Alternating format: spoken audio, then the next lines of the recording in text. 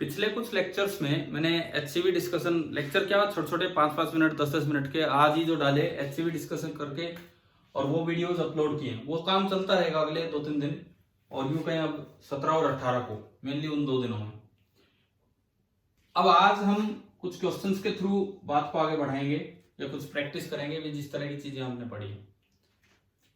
मान लो ये क्वेश्चन है कि एक कॉमन सा क्वेश्चन है, बड़ा कॉमन क्वेश्चन है। आ जाते हैं इस तरह के। कैपिटल एम मास है इसका, ये जो कार है इसकी, और इसके ऊपर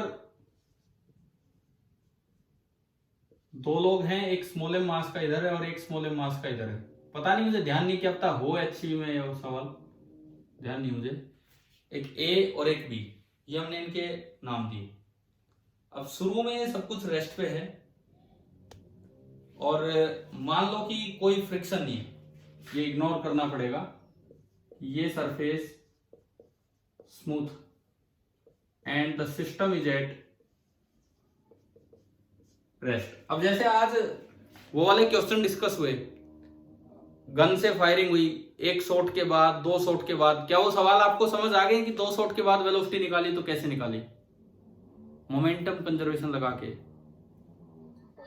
ठीक है, तो मतलब कुछ इस तरह का ही ये वाला सवाल भी, कि इसमें क्या होता है, सबसे पहले ए जंप करता है। मान लो ए इधर की तरफ जंप करता है, jumps with a speed you,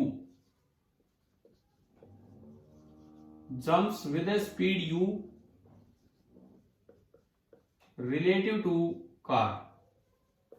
car के रेस्पेक्ट में ये यू स्पीड से जंप कर गया। अब कार में कुछ स्पीड आई होगी, उसके बाद इसके जंप होने के बाद सबसे पहले ये जंप करते हैं, उसके बाद ये जंप करेगा सेकंड नंबर पे उसके होने के बाद, और ये इधर की तरफ जंप करता है,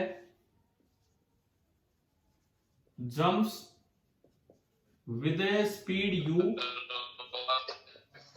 क्या कह रहे हो? ये वाला सवाल पहले मैं करवा चुका हूं क्या क्लास में? ठीक है, तो आप फिर फटाफट कर दो, एक तरह से रिपीट हो रहा है तो ठीक है, कोई बात नहीं। कब कब करवाए, किस समय करवाया था ये वाला? मोमेंटम कंजर्वेशन के टाइम, पहले कभी या 5 दिन पहले कराया? अच्छा ठीक है, ठीक है, कोई नहीं। तो अभी बोर्ड पे लिख ही दिया है, तो अगर रिपीट हो रहे तो आप बताएं कि ये कैसे होगा।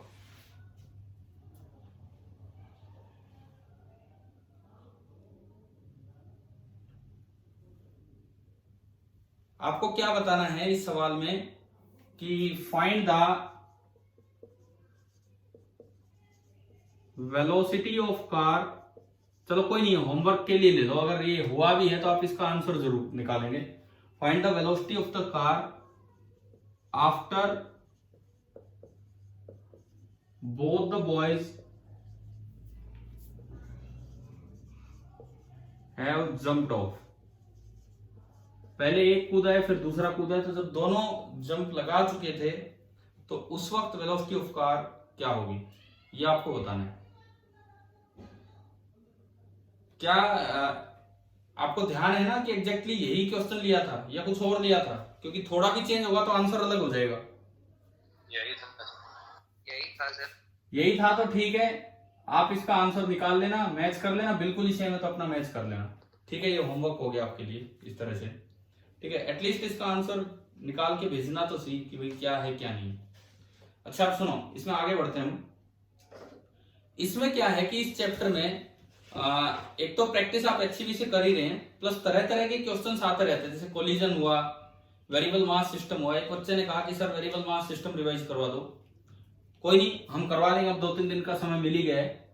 ये मैंने सवाल लिखा है, आप लोग इसका आंसर लिख के इनकी टर्म्स में, कैपिटल एम स्मॉल एम और यू की टर्म्स में आप इसका आंसर लिख के मेरे पास सेंड करेंगे। ठीक है,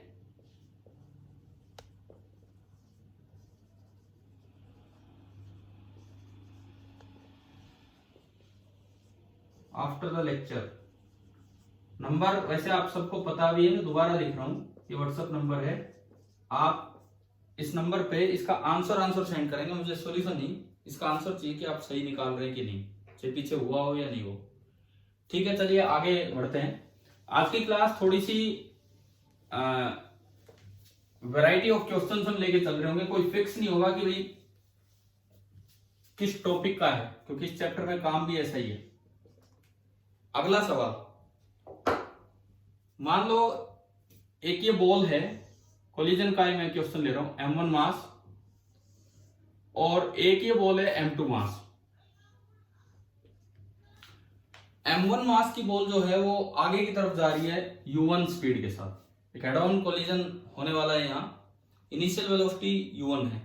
दूसरी बॉल रेस्ट पे है, ये वाली जो बॉल है दिस इज एट रेस्ट। इस तरह का कोई कोलिजन हुआ है, हमें नहीं पता कैसा कोलिजन है, कोएफिशिएंट ऑफ रेस्टिट्यूशन कितना है वो हम नहीं जानते, कितना भी हो सकता है। तो अब आपको ना ये बताना है कि जो फाइनल वेलोसिटी ऑफ M2 है वो U1 से ज्यादा होनी चाहिए। ये गिवन है आपको,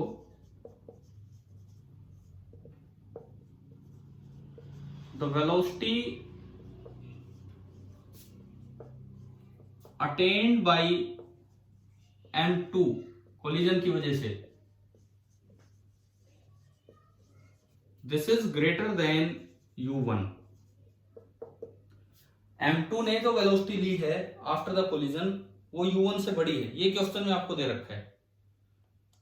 तो आपको क्या बताना होगा, find the condition on M1 by M2, find the condition on M1 by M2 in terms of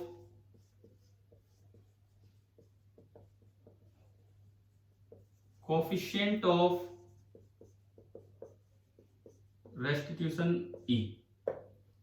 condition का मतलब इक्वालिटी की बजाय इनइक्वालिटी में आंसर आ जाते हैं, ये है, ये आपका सवाल है।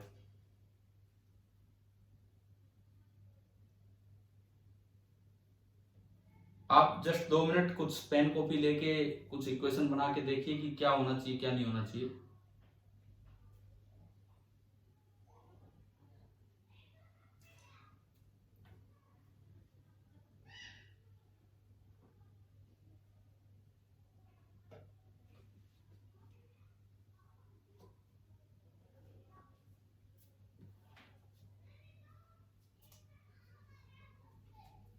आपको केवल ये हेड ऑन कोलिजन है, आपको केवल और केवल ये लगाना है कि जो V2 आए that must be greater than U1। कीजिए भैया, आप अटेम्प्ट कीजिए 2 मिनट, क्या आपकी कंडीशन निकालिए।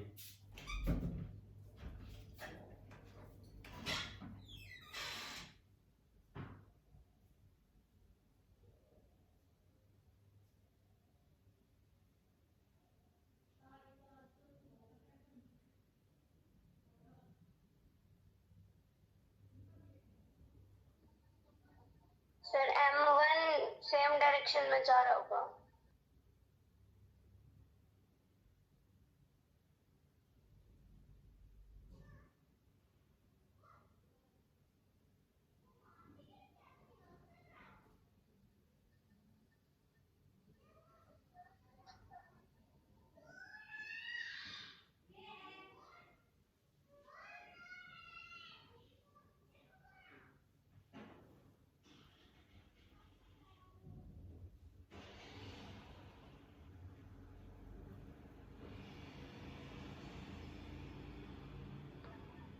Sir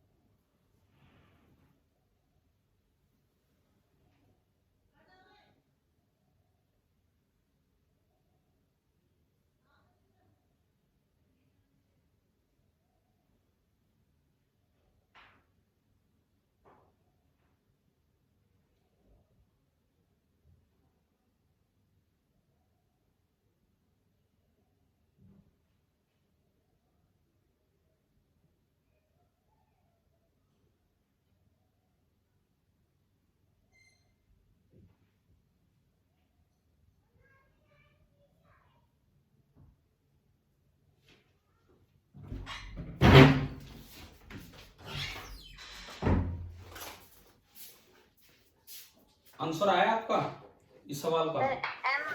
M1 will move in same direction. M1 will move in same direction.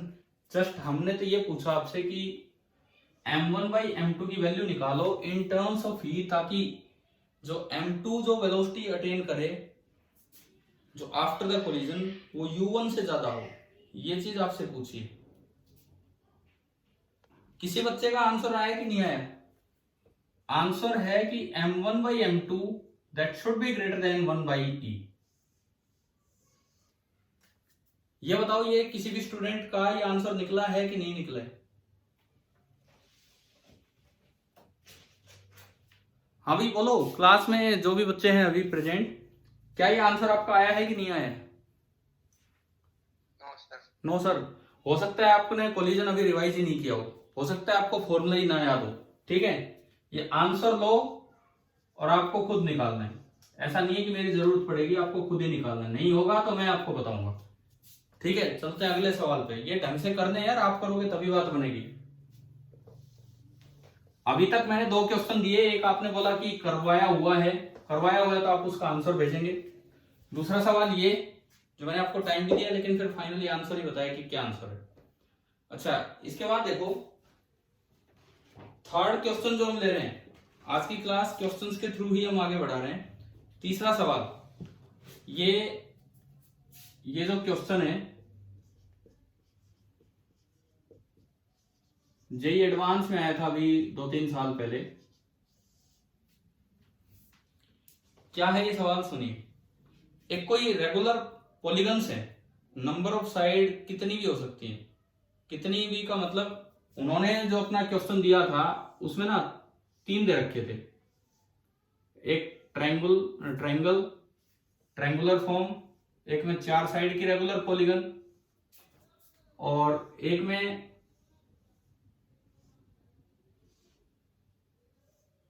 5 side की रेगुलर पॉलीगन। ये आपको ना 3 रेगुलर पॉलीगन्स दिए हैं, नंबर ऑफ साइड इसमें दिख रहे हैं 3, 4, 5, और इन तीनों का जो सेंटर ऑफ मास है वो ग्राउंड से h हाइट पे है। ये जो 3 रेगुलर फिगर्स आपको दिख रही हैं, रेगुलर पॉलीगन्स,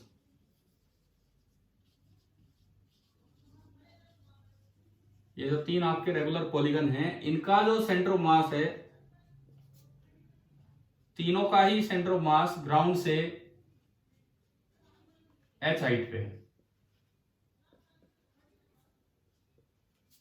ये सेंटर ऑफ मास की लोकेशन है। अब इसमें यूं दिया गया था कि एक हॉरिजॉन्टल सरफेस पे ये किस तरह से मूव कर रहे हैं। जैसे आप इसको चलाओ तो ये इस पॉइंट के अबाउट उठने लग जाए, इसको चलाओ तो इस पॉइंट के अबाउट घूमने लग जाए, इसको चलाओ तो इस पॉइंट, मतलब स्लाइड नहीं करेंगे। जैसे एक अलमारी रखी होती है, कोई अलमीरा रखी है, आप धक्का देते हो कई बार ऊपर से, तो ऐसा नहीं होता कि वो स्लाइड करने के बजाय वो टर्न करने लग जाए, होता है कि नहीं बताओ? तो इसको बोलते हैं टॉपल होना। तो ये तीनों के तीनों, ये इस पॉइंट के अबाउट, ये इस पॉइंट के अबाउट और ये इस पॉइंट के अबाउट, ये टॉपल होना स्टार्ट कर देंगे। ठीक है, इस तरह से लुढ़कना स्टार्ट करेंगे। और जो सेंटर ऑफ मास चलेगा, आपको यह बताना है कि उस सेंटर ऑफ मास की हाइट में मैक्सिमम इंक्रीज कितना आएगा। देखो सेंटर ऑफ मास अपने अकॉर्डिंग मूव करेगा, कैसे भी मूव करे, इस पॉइंट के अबाउट सेंटर ऑफ मास यूं मूव करेगा, सेंटर ऑफ मास यूं मूव करेगा, सेंटर ऑफ मास यूं मूव करेगा। तो ये सवाल ये था कि द मैक्सिमम इंक्रीज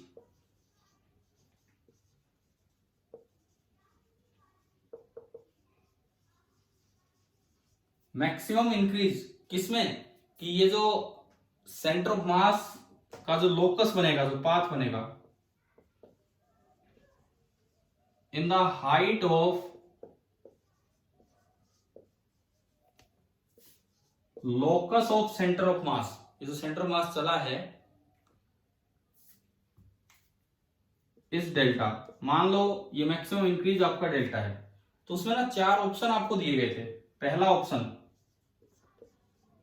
पहला option delta is equal to h into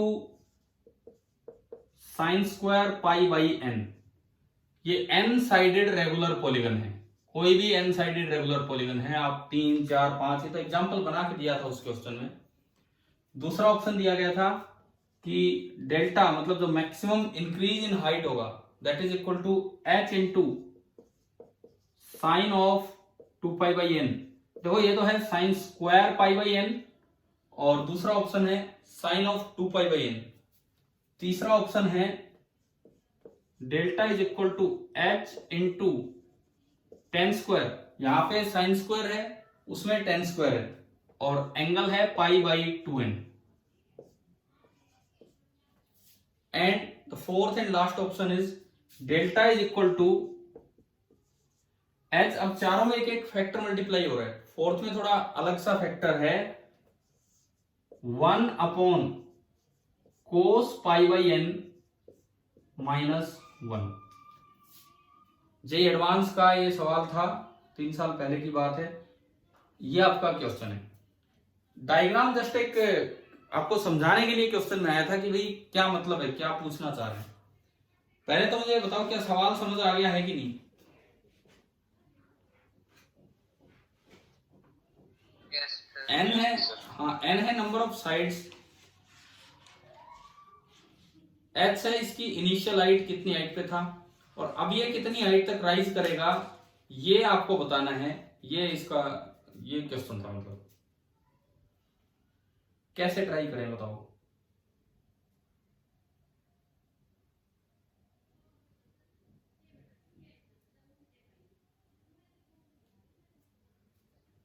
Sir, option D is correct.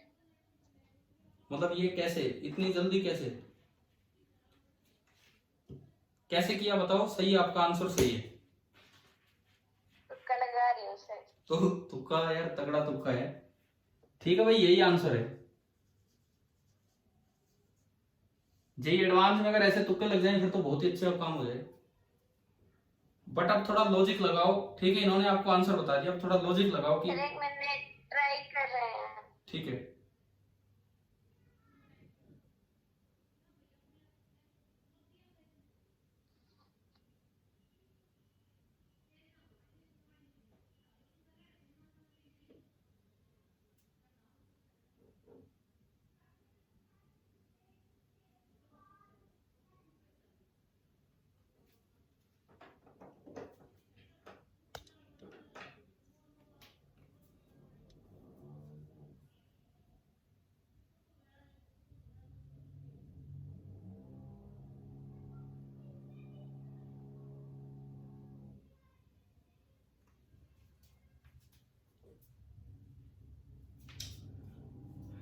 मैं बाकी ऑप्शन हटा देता हूं, जो आंसर है वो रख लेता हूं।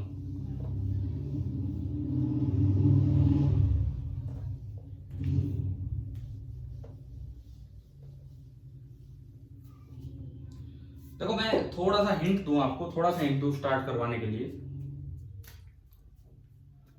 इस पॉइंट के अबाउट ये पॉइंट फिक्स है, और सेंटर मास की दूरी तो फिक्स ही है। सेंटर मास की वर्टेक्स से दूरी तो फिक्स ही होगी। देखो आपने शेप चेंज नहीं की, आपने शेप चेंज नहीं की तो सेंटर मास उसमें जहां है वही है, यानी कि एक वर्टेक्स से सेंटर मास की डिस्टेंस तो फिक्स होगी ना, चाहे आप उसे घुमा दो, ट्राइंगल लो, स्क्वायर लो, कुछ लो, जहां उसका सेंटर मास है वही है। घुमाने से सेंटर मास चेंज नहीं होगा अगर आप पूरी बॉडी को एक साथ घुमाते हो। एक सेमी सर्कुलर डिस्क है, उसका 4r/3 पाई पे होता है, सर तो हो आपको गया। ठीक है, ठीक है, चलो हो गया।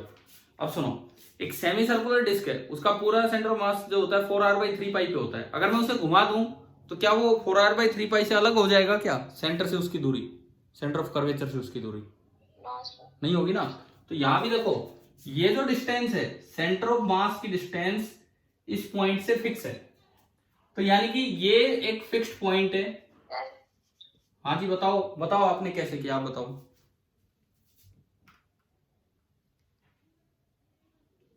फर्स्ट वाले में 2π/3 होगा, सेकंड में 2π/4 और थर्ड में थीटा निकल जाएगा 2π/n। अच्छा ठीक है, सुनो, इन्होंने पहली चीज क्या बताई, इधर सुनिए। इन्होंने ये एंगल निकाला है कि सेंटर पे, सेंटर ऑफ मास पे किसी एक साइड ने कितना एंगल बनाया होगा। तो अगर एन साइडेड पॉलीगन है तो सभी का एंगल मिलकर 2π बनता है, तो किसी एक साइड का एंगल सेंटर पे कितना होगा? एन साइड्स ने मिला के सेंटर पे पूरा एंगल 2 पाई बना रखा है, तो एक साइड का एंगल कितना होगा 2 पाई बाई एन, यानी कि ये जो एंगल होगा this is 2 pi by n for n sided polygon. ठीक है, अब सुनो आप आगे, ये सेंटर ऑफ मास है, ये वो वर्टेक्स है, कोई एक वर्टेक्स, ये एक साइड थी, ये दूसरी साइड, तो ये पूरा एंगल है 2 पाई बाई एन। तो अगर मैं यहां से एक परपेंडिकुलर डालूं तो ये आधा एंगल कितना हो जाएगा, आधा एंगल पाई बाई एन, पूरा 2 पाई बाई एन है, तो जो आधा एंगल होगा that will be pi by n. मैं एक बार ना ये डिस्टेंस निकालना चाहता हूं, ये डिस्टेंस, क्योंकि सेंटर ऑफ मास एक सर्कल में घूमेगा और उस सर्कल का रेडियस है आर, तो मुझे ये आर चाहिए।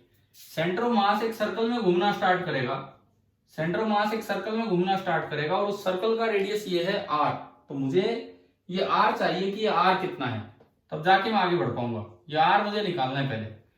ये हाइट आपको दे रखी है एच, आपने अभी ज्योमेट्री से देखा कि एंगल है पाई बाई एन, तो आर कितना होगा, इस राइट ट्रायंगल में cos of pi by n कितना है बताओ,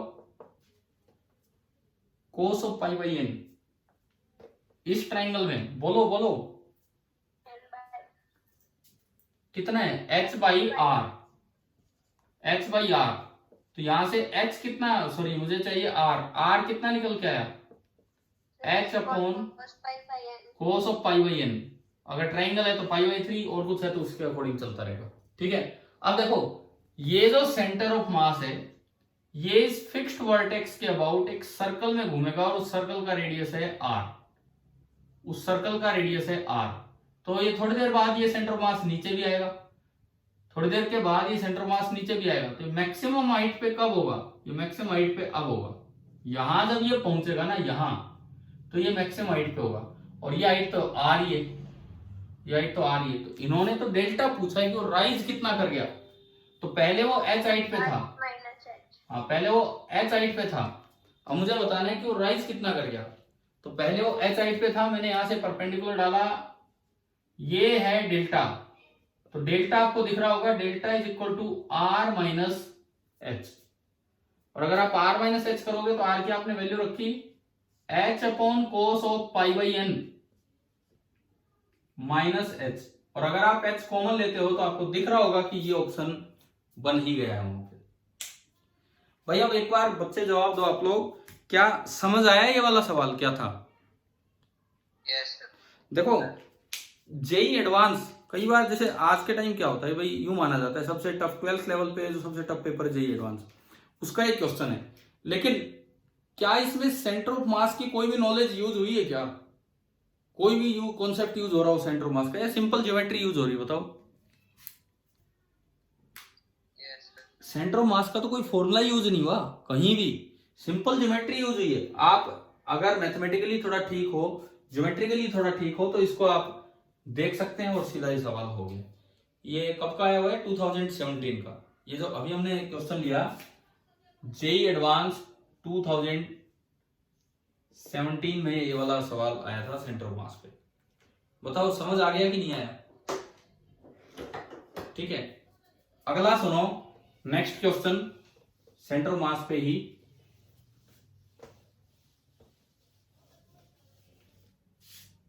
जेई 2015 का है ये सवाल। देखिए इसमें पूछा गया है कि एक सॉलिड यूनिफॉर्म कोन है, एक सॉलिड यूनिफॉर्म कोन है, इस क्वेश्चन में दिया गया है।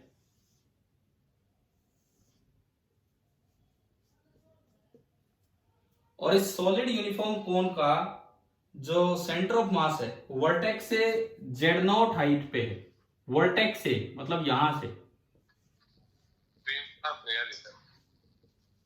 क्या हो गया, क्या हो गया,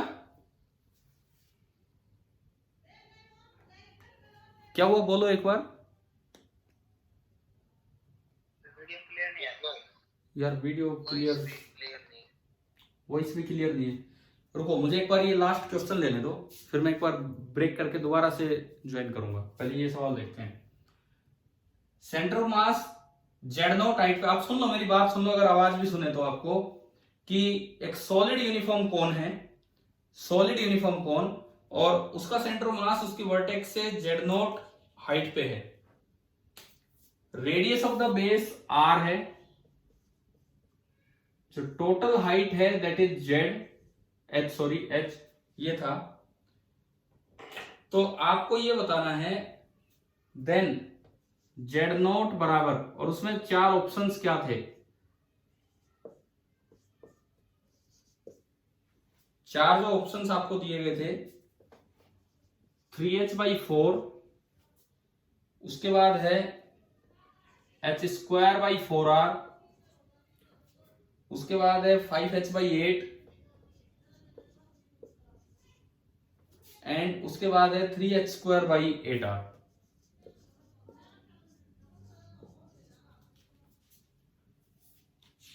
क्या अब आपको बोर्ड नजर आ रहा है कि नहीं आ रहा है, बताओ एक बार। Yes sir. तो दीजिए इसका आंसर, मुझे लगता है आप तो जल्दी दे देंगे इसका आंसर।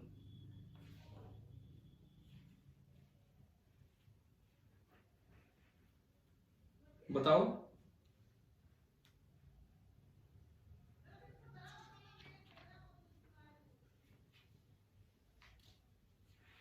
पहली बात, क्या रेडियस पे डिपेंड करता है सेंटर ऑफ मास कितनी ऊपर होगा कितनी ऊपर नहीं होगा?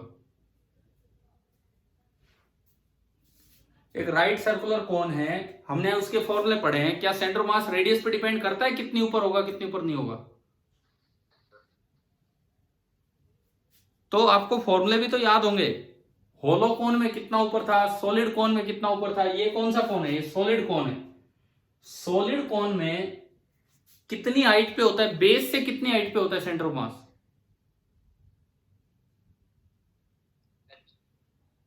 h by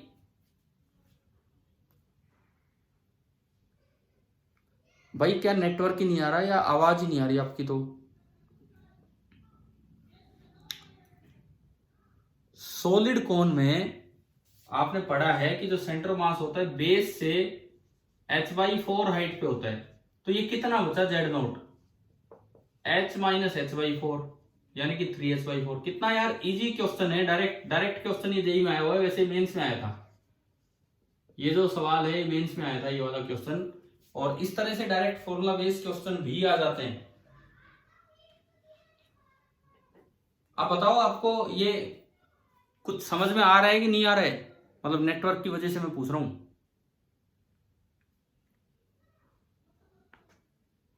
yes sir. ठीक है, तो मैं कंटिन्यू करूं ना इस काम को।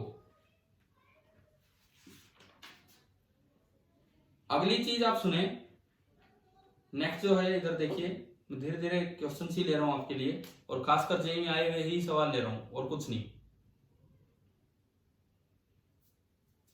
अगला सवाल देखो,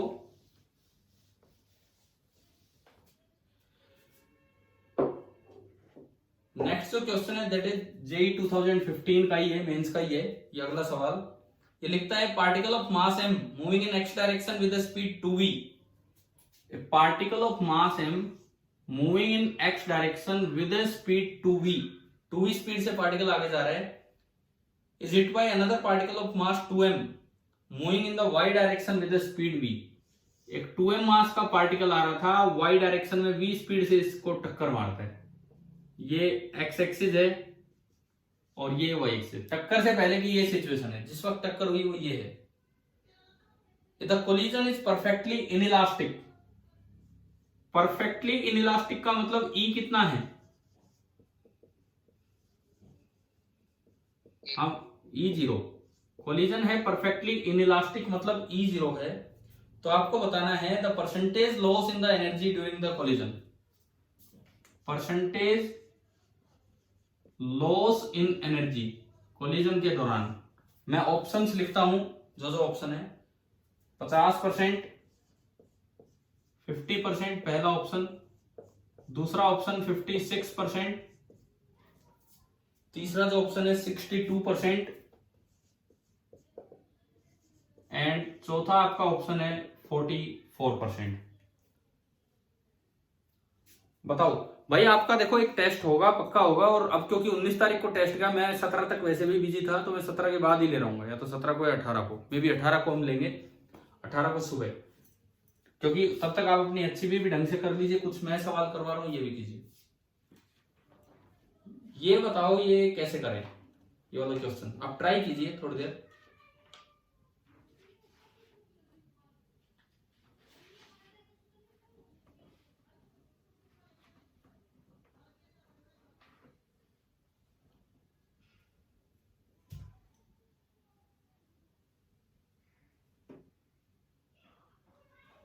ये हेड ऑन कोलिजन है कि ऑब्लिक कोलिजन है?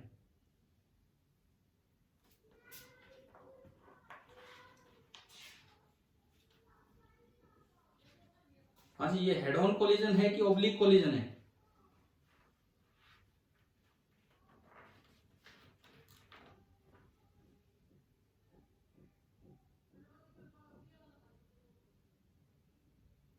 अरे कुछ जवाब तो दो, ये हेड ऑन कोलिजन है कि ऑब्लिक कोलिजन है? 56%। हाँ ठीक है, तुक्का है कि सोल्व किया है? सर तुक्का नहीं है। चलो ठीक है, अच्छी बात है ना, पिछली बार आप कह रहे थे ना, हमने वैसे अंदाजा दिया। ठीक है, देखो ये देखो सुनो, परफेक्टली इनइलास्टिक कोलिजन हो तो केवल मोमेंटम कंजर्वेशन से काम चल जाएगा।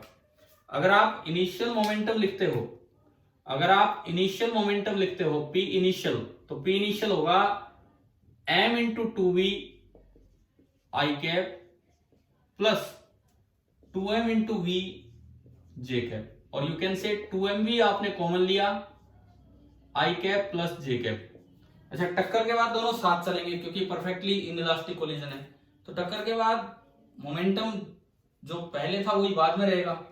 इसका मतलब ये है कि टक्कर के बाद दोनों इस डायरेक्शन में चलेंगे, आई कैप प्लस जे कैप वाली डायरेक्शन में, किसी वेलोसिटी v से।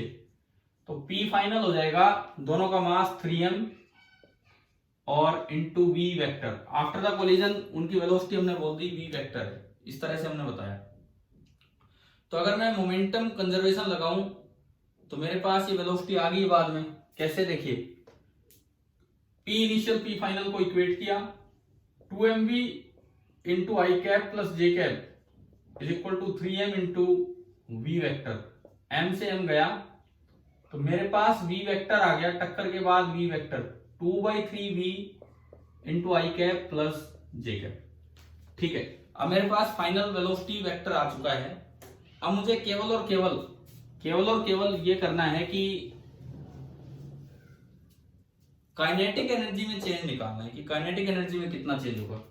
तो सबसे पहले मैंने निकाला काइनेटिक एनर्जी इनिशियल, कितनी होगी काइनेटिक एनर्जी इनिशियल पहले की, मतलब बिफोर द कोलिजन।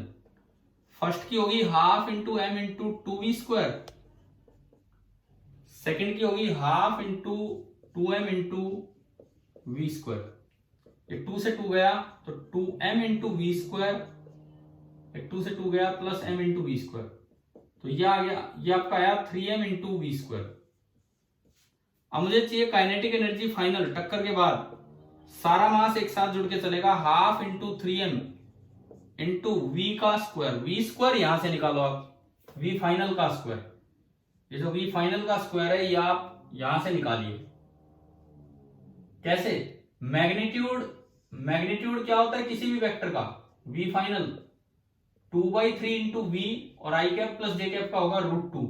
समझ में आया ना कैसे निकाला अंडर√2, आई कैप प्लस जे कैप का होगा अंडर√2, तो 2/3 इंटू वी इंटू अंडर√2, तो उसका स्क्वायर करेंगे 4/9 इंटू वी इंटू 2, यानी कि ये v square by 2, 8/9 into v square.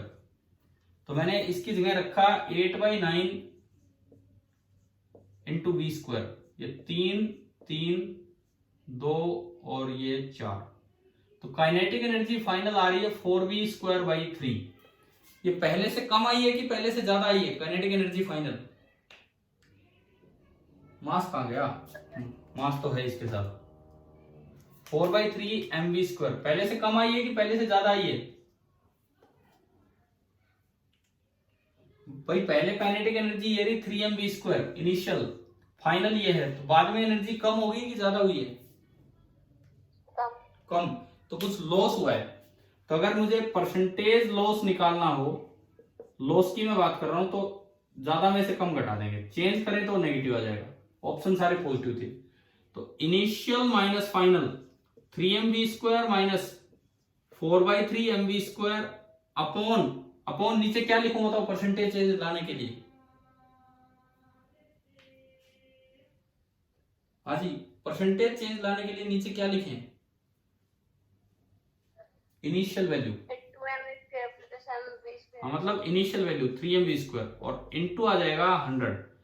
mv² common आके कैंसिल हो गया, 3 से अलग अलग डिवाइड करोगे तो 3/3 1 minus 4/9 into 100 that is 5/9 into 100 500/9। क्या ये 56 आ रहा है कि नहीं आ रहा है बताओ? 500/9 9 5 45, ठीक है 50। अगेन 55.55 चलता रहेगा तो आप इसको नियरली 56% बोल सकते हो।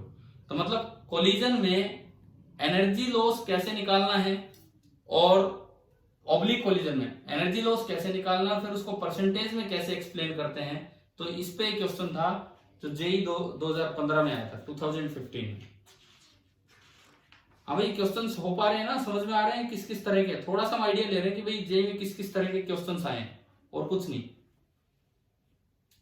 ठीक है, इस चैप्टर से मतलब ये जो आपका टेस्ट होने वाला है इससे रिलेटेड।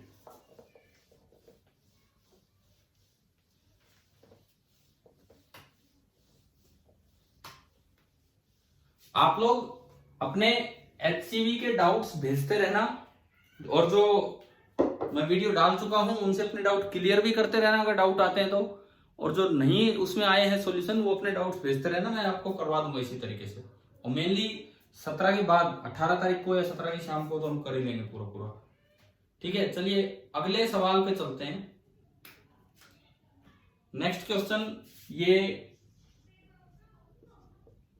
जेई 2013 का है, एडवांस का।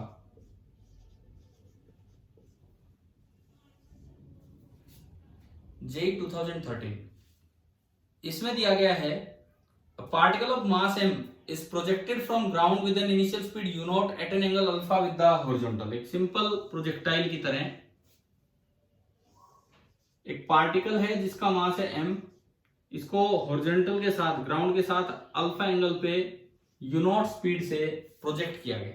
ये है at the highest point of its trajectory, जब ये अपनी ट्रेजेक्ट्री के हाईएस्ट पॉइंट पर था, at the highest point of its trajectory, जब ये अपनी ट्रेजेक्ट्री के हाईएस्ट पॉइंट पे था तो it makes a completely inelastic collision with another identical particle which was thrown vertically upward from the ground with the same initial speed u naught। यहां से एक पार्टिकल को u naught से फेंका गया था और ये बिल्कुल इससे टकरा गया, आइडेंटिकल पार्टिकल है और ये परफेक्टली इनइलास्टिक कोलिजन हुआ है। ये जो है ये परफेक्टली इनइलास्टिक कोलिजन हुआ है, मतलब प्रोजेक्टाइल के साथ कोलिजन को मिक्स किया गया है। आपको बताना है the angle that the composite system makes with the horizontal immediately after the collision is. Collision होने के जस्ट बाद ये जो पूरा सिस्टम चलेगा उसने कितना एंगल बनाया है हॉरिजॉन्टल के साथ, ये आपको बताना है। और इसके 4 ऑप्शंस हैं, π/4 पहला ऑप्शन, दूसरा ऑप्शन है π/4 प्लस अल्फा, तीसरा ऑप्शन है π/4 minus alpha and the fourth one is π/2। ये आपके 4 ऑप्शंस हैं इस सवाल में। पहले तो मुझे ये बता दो क्या क्वेश्चन क्लियर हुआ कि नहीं, कि क्या सवाल था।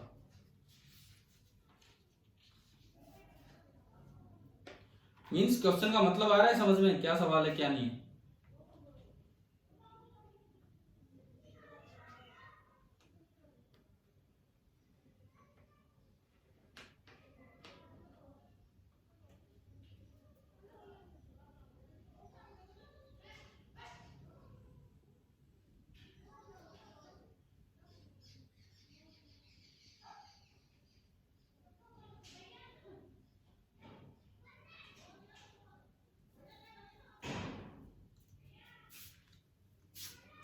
कर रहे हो क्या, ट्राई कर रहे हो कि नहीं बताओ।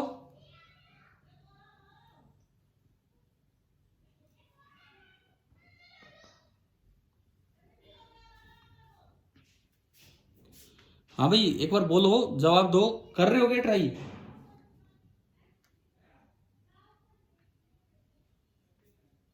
Yes, sir. केवल momentum conservation, perfectly inelastic collision में तो केवल मोमेंटम कंजर्वेशन से काम चल जाएगा और कुछ भी नहीं। देखो सबसे पहले जस्ट बिफोर द कोलिजन दोनों का अलग अलग मोमेंटम देखिए कितना है। तो P इनिशियल मैं लिखूं, P initial just before the collision.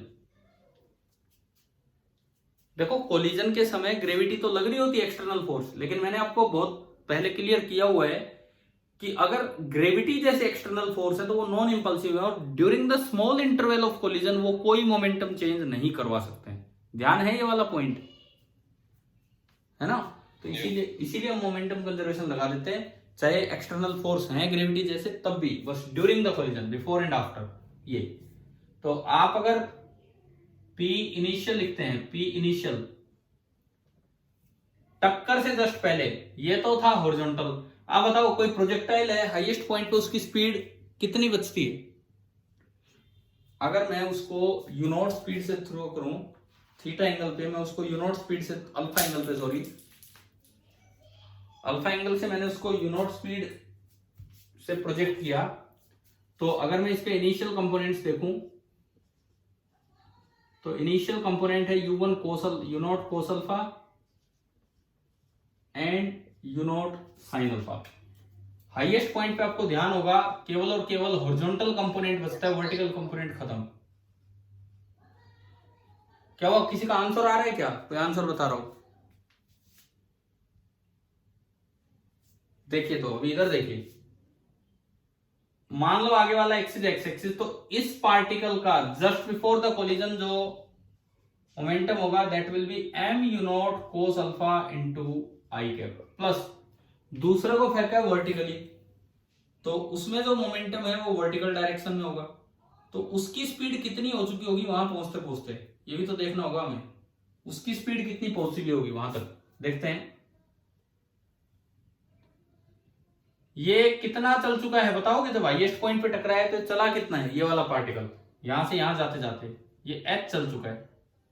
और मैक्सिमम हाइट प्रोजेक्टाइल की होती कितनी है, क्योंकि हाईएस्ट पॉइंट पे टकराया है।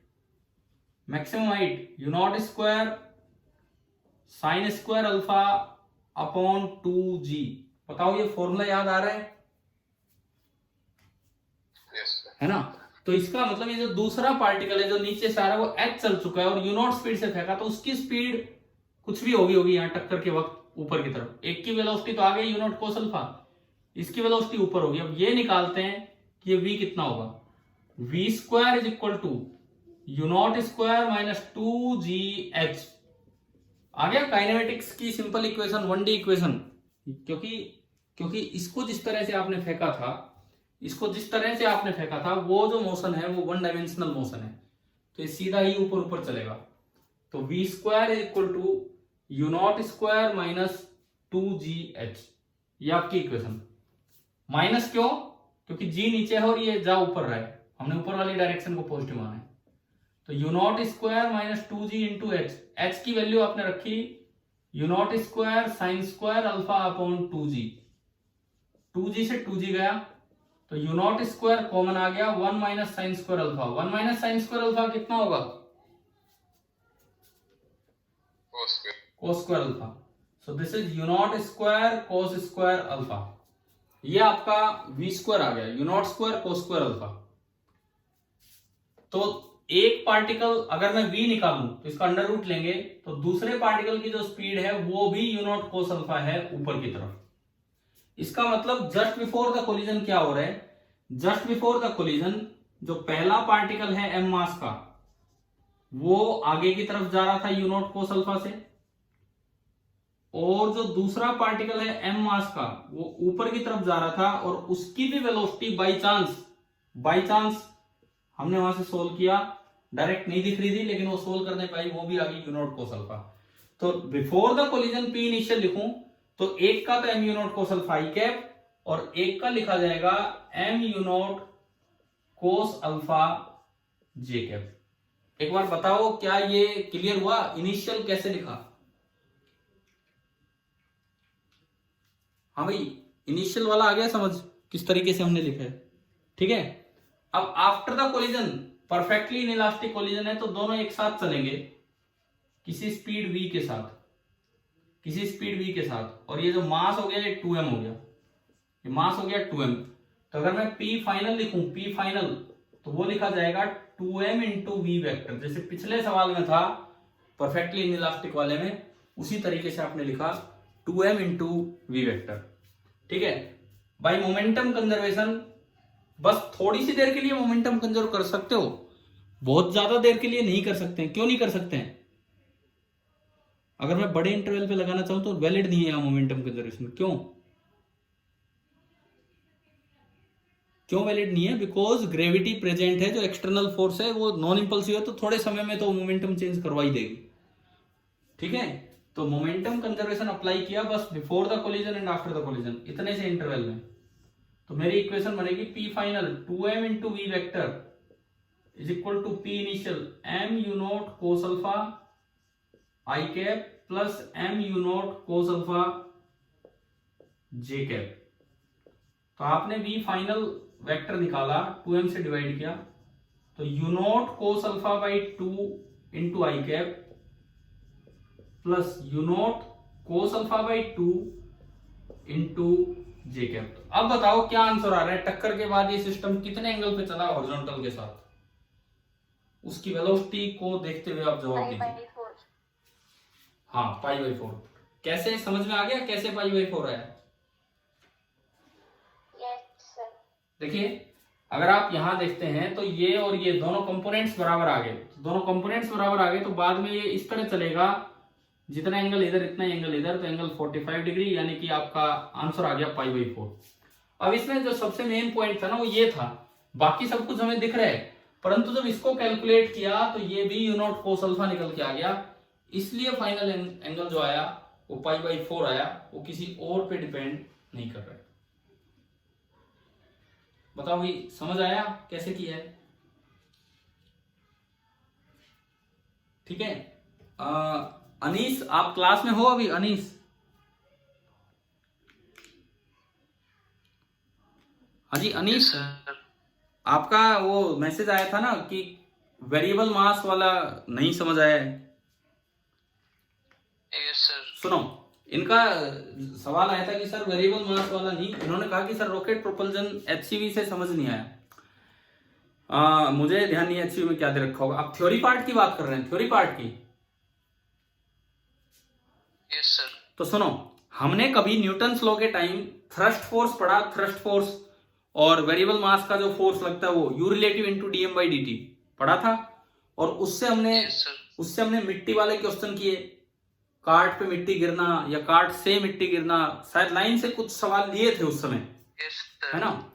तो मेरा पहला सवाल ये है कि क्या वो चीजें समझ आ गई कि नहीं आई है? वो भी यस सर, वो तो आ गई थी। तो ठीक है। अब सुनो, रॉकेट प्रोपल्जन, अब वो जो थ्रस्ट फोर्स का फॉर्मूला होता है you relative into DM by D T, वो निकल के आता है बाई मोमेंटम कंजर्वेशन। तो एच.सी. वर्मा ने जब रॉकेट प्रोपल्जन आपको करवाया होगा, दिया होगा, तो उन्होंने वो डायरेक्ट थ्रस्ट फोर्स का फॉर्मूला ना यूज करके पहले मोमेंटम कंजर्वेशन लगाया होगा। हो सकता है हमने भी किया हो, मुझे याद नहीं, हो सकता उस समय न्यूटन्स लॉ के टाइम हमने भी वो किया हो। मैंने वो वीडियो दोबारा इस लिस्ट में भी डाल दिए हैं ताकि आप एक बार रिवाइज कर लें। और अब तो 19 तारीख को टेस्ट है, तो मैं चाहूंगा कि आप सभी बच्चे ये प्लेलिस्ट तो पूरी अपनी करके जाएं जो इसमें डाले गए जो वीडियोस, ठीक है। तो उसमें क्या है कि उसमें क्या है, आप रॉकेट अगर वहां से समझ में आ रहा है, डायरेक्ट एफ थ्रस्ट लगाओ u relative into dm by dt और उससे वी निकाल लो as a function of mass, वो फॉर्मूला याद रखना है। अब अगर वो थ्रस्ट फोर्स डायरेक्ट फॉर्मूला ना लगाओ तो फिर आपको मोमेंटम कंजर्वेशन से जाना होगा, जैसा अक्सर बुक्स में दिया रहता है। तो आप और ज्यादा थ्योरीज पे जाने की बजाय जो जिस तरह से हमने पढ़ा है पहले एक बार वो रिवाइज कीजिए, शायद उसके बाद आपको चीजें समझ में आ ही जाएंगी, ठीक है।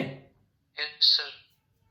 और रही बात एचसीवी डाउट्स की, एचसीवी के जो आपके डाउट्स हैं, जो भी डाउट्स हैं, जैसे कुछ बच्चों के हो गए हैं, मैंने कॉमन डाउट्स लिए थे जो कुछ बच्चों ने भेजे हैं। देखो ऐसा नहीं है कि बच्चे नहीं कर रहे हैं, आप लोग ही कर रहे हो। और एक बच्चे ने तो 64 तक भी भेज दिया, तो मतलब उन्होंने पूरी एचसीवी शायद मैं सोचता हूँ एक्सरसाइज के वो बता भी रहे हैं कि उन्होंने कर लिए।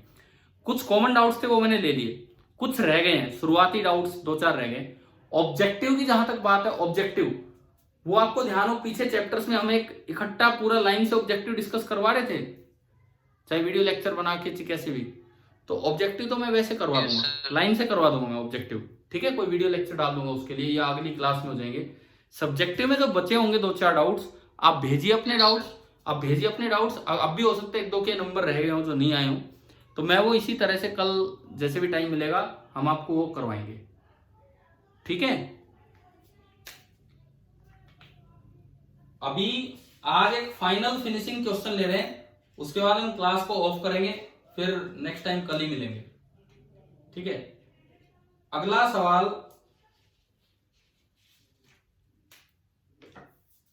जेई 2014 एडवांस का है।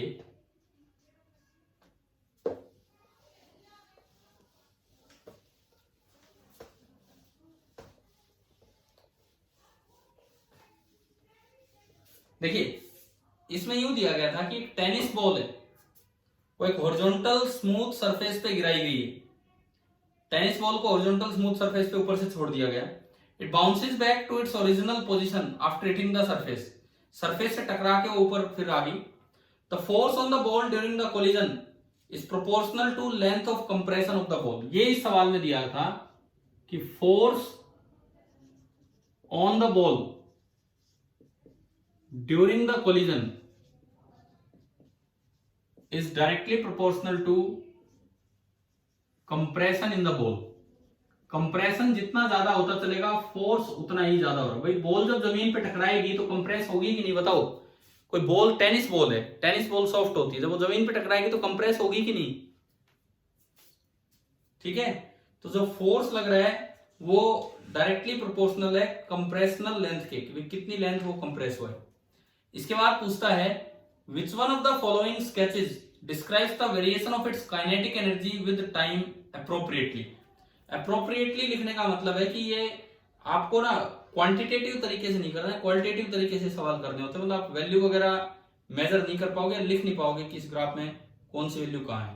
काइनेटिक एनर्जी का ग्राफ विद टाइम, मैं आपके लिए ऑप्शन बनाता हूं इस कोलिजन में। देखिए 4 ऑप्शंस हमें दिए गए हैं विद टाइम, जो बॉल की काइनेटिक एनर्जी है उसके।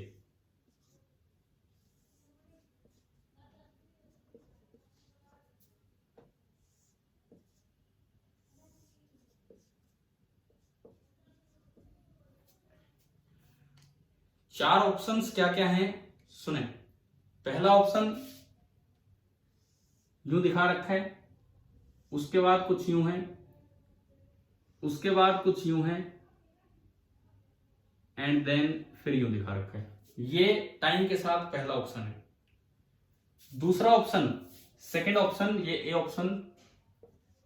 बी ऑप्शन सुने, काइनेटिक एनर्जी पहले यूं दिखा रखी है यहां तक, उसके बाद काइनेटिक एनर्जी यूं दिखाई है, देन यूं दिखाई है, एंड देन अगेन यूं दिखाई है। ये आपका है बी ऑप्शन। तीसरा ऑप्शन है पहले यूं, फिर यूं, एंड फिर इस तरीके से। एंड जो फोर्थ ऑप्शन है, फोर्थ ऑप्शन, उसमें ऑलमोस्ट स्ट्रेट लाइंस दिखाई है, यूं यूं यूं और यूं। पहले तो एक बार दिमाग में आना चाहिए कि सवाल क्या है। एक टेनिस बॉल है, ऊपर से छोड़ी गई। अब ये लॉजिक है क्या इसके पीछे कोई, ये बताओ।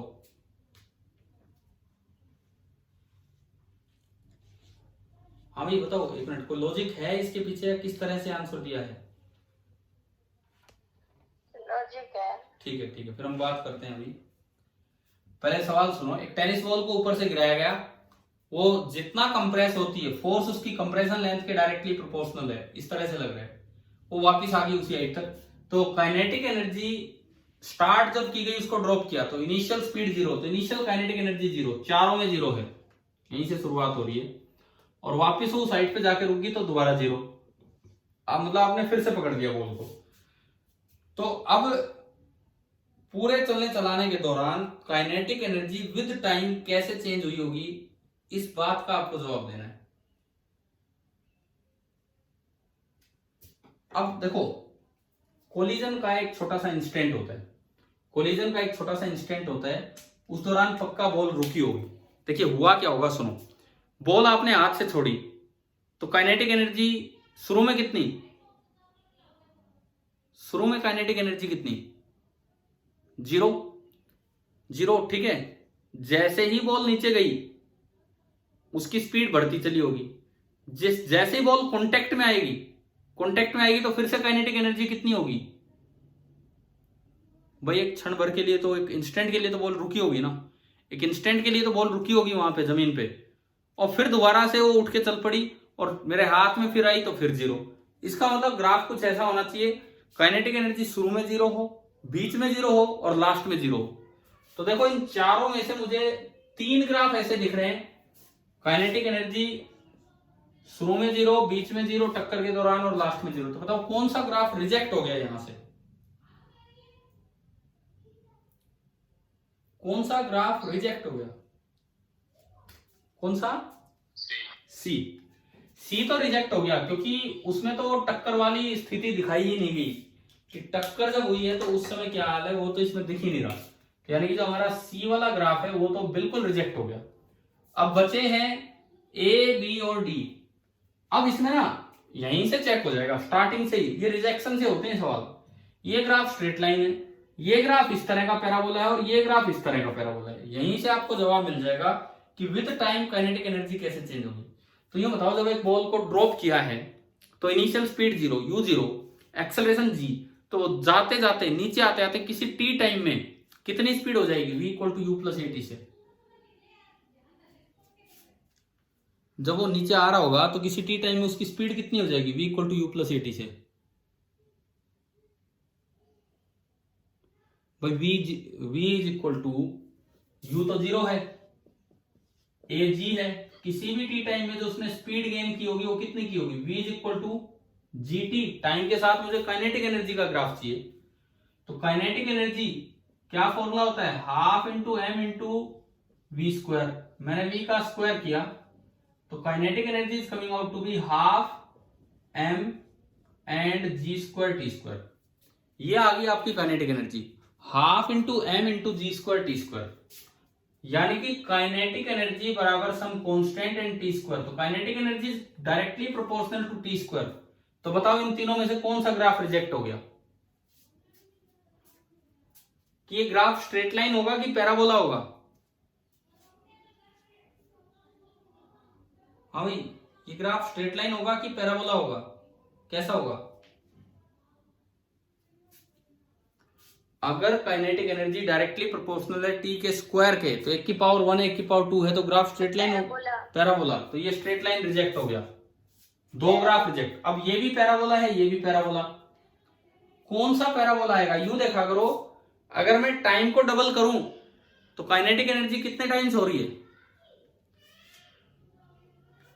टाइम डबल किया तो काइनेटिक एनर्जी कितने टाइम्स हुई, 4 टाइम्स, टी का स्क्वायर है। टाइम डबल किया तो काइनेटिक एनर्जी आपकी हुई 4 टाइम्स, ठीक है। 4 टाइम्स का मतलब काइनेटिक एनर्जी ज्यादा बढ़ रही है, तो ग्राफ काइनेटिक एनर्जी की तरफ बेंड होगा। तो ये ए सही है या बी, ए किधर बेंड हो रहा है, ए किधर बेंड हो रहा है, टाइम एक्सिस की तरफ की काइनेटिक एनर्जी एक्सिस की तरफ, ए बेंड हो रहा है टाइम एक्सिस की तरफ। अगर ऐसा होता ना, काइनेटिक एनर्जी डबल होने पे टाइम 4 गुना होता तो ये सही होता, मतलब काइनेटिक एनर्जी का स्क्वायर होता और उधर टी की पावर 1। लेकिन अब क्या है, टी डबल होने पे काइनेटिक, यानी कि ये यहीं से पता लग गया, केवल और केवल स्टार्टिंग को देख के पता लग गया। अच्छा, ऐसी स्टार्टिंग इसमें भी है, ऐसी स्टार्टिंग इसमें भी है, लेकिन फिर वो क्यों रिजेक्ट हुआ, क्योंकि जब बॉल टकराएगी जमीन पे आएगी तो एक बार तो रुकेगी तभी तो वापस चलेगी, तो एक बार तो उसकी स्पीड 0 होनी ही चाहिए थी, तभी हुआ। तो इसी से आपको आंसर पता लग गया। अच्छा, इस चीज की फिर क्या इंपॉर्टेंस है, ये जो बीच में लिखा था इस क्वेश्चन में, कई बार क्या होता है जरूरत ही नहीं पड़ती हमें चीजों की, उसके बिना ही हमारा आंसर आ गया, तो ठीक है। रिजेक्शन से अगर जल्दी आंसर आता है तो बहुत अच्छी बात है। इसकी जरूरत क्या है, देखो, force directly proportional to x, क्या ये स्प्रिंग फोर्स टाइप फोर्स है कि नहीं, force directly proportional to x, ये ऐसी कंडीशन किस में आती थी बताओ, स्प्रिंग फोर्स में आती थी, ठीक है। और स्प्रिंग फोर्स एक कंजर्वेटिव फोर्स है। ये बस ये बताने के लिए है कि ये फोर्स कहीं ना कहीं एक कंजर्वेटिव नेचर का है। इसीलिए टक्कर के दौरान जब वो कंप्रेस हो रहा था तो काइनेटिक एनर्जी कन्वर्ट हुई थी पोटेंशियल में, परंतु वापस पूरी पोटेंशियल काइनेटिक में कन्वर्ट होगी, इलास्टिक पोटेंशियल एनर्जी, और इसीलिए ये इलास्टिक कोलिजन है और वो पूरा वापस वहीं तक पहुंच गया और वहां जाके हाइट पे जाके फिर दोबारा से स्पीड आपकी होगी 0।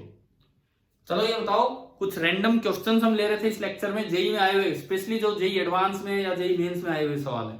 ठीक है, ये चैप्टर ही रैंडम सा चैप्टर है, कुछ टॉपिक कहीं का, कुछ टॉपिक कहीं का। अब आप इस बात पे ध्यान देंगे, मैंने स्टार्टिंग में 2 क्वेश्चंस आपको दिए हैं, एक वो M1/M2 वाला और एक वो कूदने वाला, एक इधर गया एक इधर गया, वो आप कह रहे थे कि करवा रखा है। ठीक है, आप वो दोनों सोल्व करेंगे। अब आप अपनी HCV जरूर पूरी करें। आपका टेस्ट जो हम लेंगे पक्का लेंगे, वो 18 तारीख को है, और आप हर एक बच्चा भाई वो पेपर जरूर दे 18 को। पहले आज का बोला हुआ था, बट वो HCV भी पूरी डिस्कस नहीं हुई और फिर पेपर भी आगे खिसक गया है, तो इसलिए कोई दिक्कत नहीं है। 19 को आपका टेस्ट है मोस्ट प्रोबेबली, जैसा सोचा जा रहा है, तो 18 को हम ये टेस्ट लेके फिर वो डिस्कस भी करवा देंगे, तो 18 का हमारा ये काम रहेगा। ठीक है, आगे कल फिर कुछ सवालों के साथ, कुछ और अच्छी चीजों के साथ मिलते हैं, या कुछ HCV के डाउट्स के साथ हम मिलेंगे। ठीक है भाई, थैंक यू।